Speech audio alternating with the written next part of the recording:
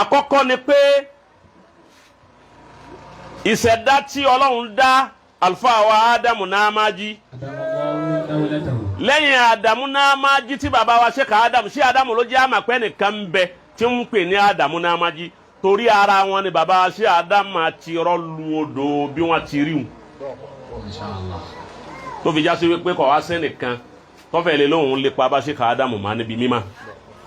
ara Sheikh Ádámù náà máa jí ni òun ló jù wọn sínú odò mímọ́ òun ló yìí sọ fún bàbá Sheikh Ádámù wípé ya Ádámù qaddamtuka al-yawma ala akranika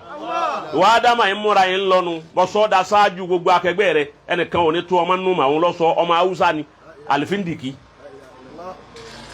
lẹ́yìn èyí ń ta wárí Ádámù náà máa jíun Ádámù àlùfáà wa gbà Sheikh Ádámù náà máa jí ẹnjọ́ ọmọ wa ẹnjọ́ tí wọ́n wá dọ̀ mí tán wá bẹ̀ mí programu ọwọ́ ni Ádámù náà máa jí mo ní ọwọ́ náà máa jí tí mo rí òun ní òjì nkọ́kọ́ wa ná Ádámù tí mo rí ni àti náà máa jí méjèèjì ń tó kéèyàn dá wọn lóhùn kí n tó wá rí wípé ẹni tó ṣe é bá ṣe ni wá. Alhamdulillah. kì í ṣe àfa àti ṣe ká.